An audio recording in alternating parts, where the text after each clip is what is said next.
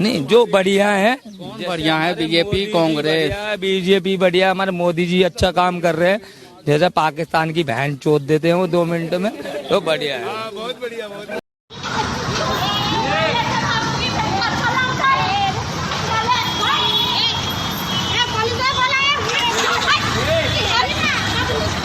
ए, ए,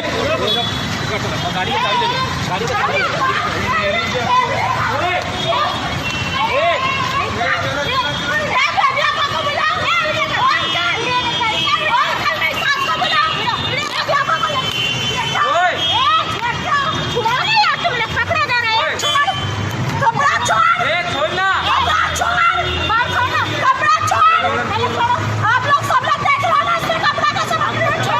कपड़ा छोड़, पहले मेरा कपड़ा छोड़, कपड़ा छोड़, अरे चप्पल लेकर मार करो ना, कपड़ा छोड़, कपड़ा छोड़, कपड़ा छोड़,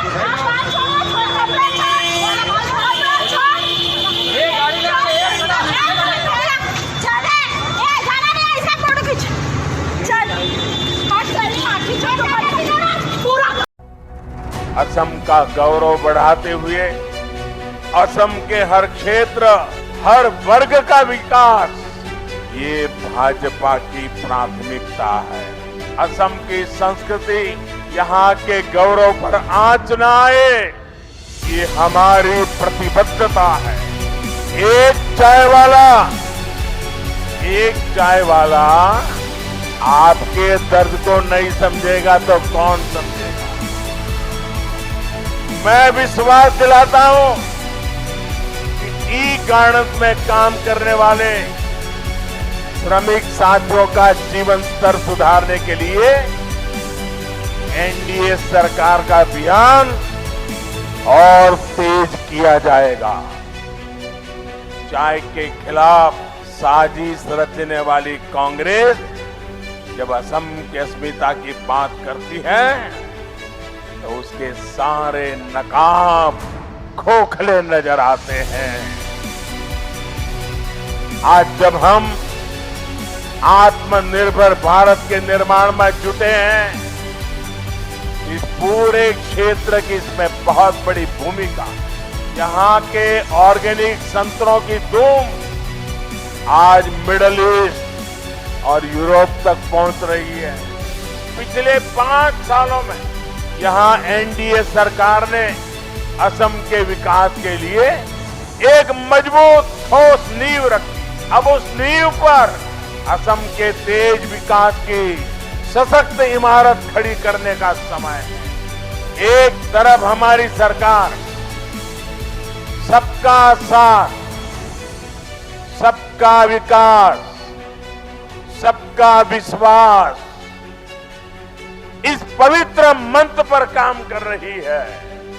वहीं दूसरी तरफ कांग्रेस आज झूठी घोषणाओं का भोंपू बनकर के रह गई।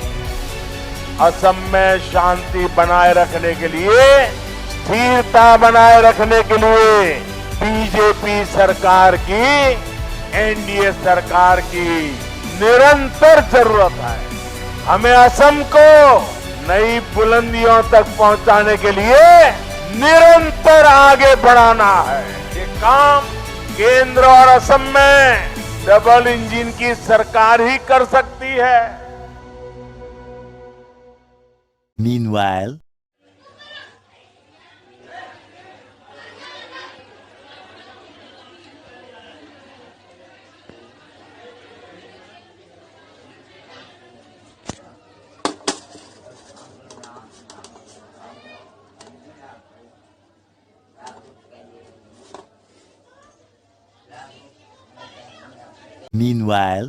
मुंबई के पूर्व पुलिस कमिश्नर और सर्विंग डीजी श्री परमवीर सिंह, इन्होंने पत्र के माध्यम से जो आरोप लगाए हैं वो अत्यंत गंभीर है। मैं तो ऐसा मानता हूं कि जो जिलेटिन की स्टिक्स मिली है उससे भी ज्यादा विस्फोटक इस प्रकार के ये सारे के सारे आरोप दिखाई पड़ते हैं। विशेष रूप से इन आरोपों की गंभीरता इसलिए भी बढ़ती है कि ये आरोप एक सर्विंग डीजी ने लगाए हुए हैं और इन आरोपों के साथ उसकी पुष्टि करने के लिए उन्होंने व्हाट्सएप चैट या एसएमएस चैट, जो भी कुछ वो समझ में नहीं आ रहा उस लेटर में से कौन सी चैट है, लेकिन जो चैट उन्होंने लगाई हुई है इसमें बिल्कुल स्पष्टता के साथ वो जिनके साथ बातचीत हो रही है वो कह रहे हैं कि इतने रेस्टोरेंट से इतने पैसे, इतने बार से इतने पैसे, इतना पैसा जमा करने को बोला है। तो ये एक बहुत ही सबल इस प्रकार का एक, मैं ऐसा मानता हूं कि उनके खिलाफ एविडेंस है। ऐसे समय हमारी मांग है कि गृह मंत्री जी ने तुरंत इस्तीफा देना चाहिए, वो नहीं देते तो उनको मुख्यमंत्री जी ने हटाना चाहिए और इसकी निष्पक्ष जांच होनी चाहिए।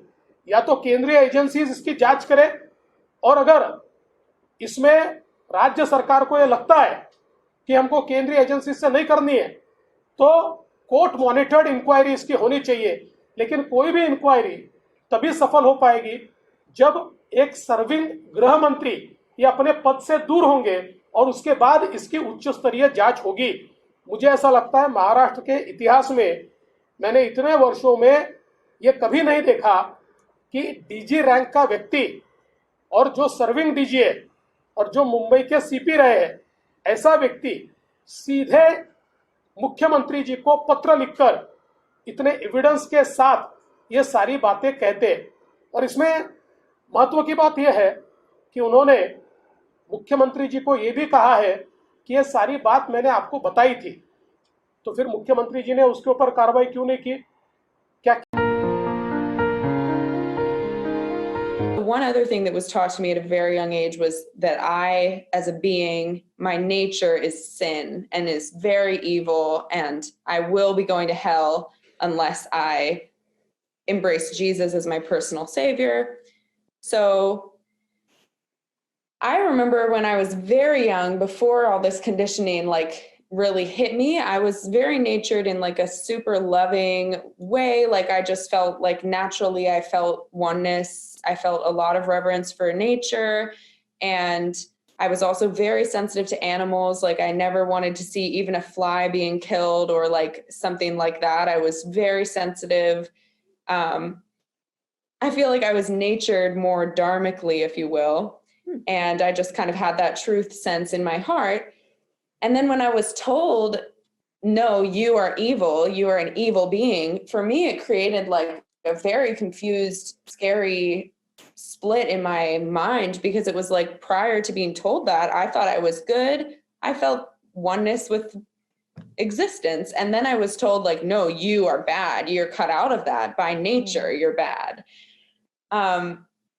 So yeah, then I started really acting out a lot as a kid. I was a very I was just a unpredictable child. I would throw tantrums and I got really angry. And if ever I would disobey, I had a very sort of punishment based family setting. So it was just always reinforcing this identity that I'm inherently bad. And I tried praying the salvation prayer to Jesus.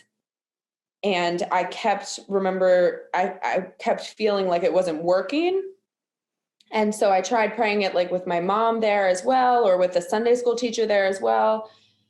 And then eventually I started to feel, that it just wasn't working for me. And then I learned about the concept of predestination. I don't know if you've heard of this, but it's a concept that some people are just predestined to go to hell and some are predestined to go to heaven. God already knows where your soul's going to end up. మేలుకొను సంకల్పమనమా మేలుకొను Chaitanya చిత్తమా మేలుకొని నీ నిజము గురునిచి మేల్మిగనుగునుమా మనమా మేలుకొనుమా.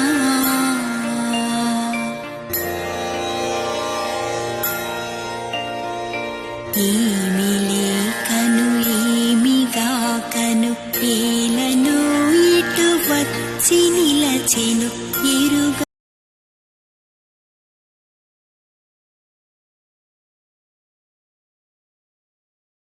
Press the bell icon on the YouTube app and never miss another update.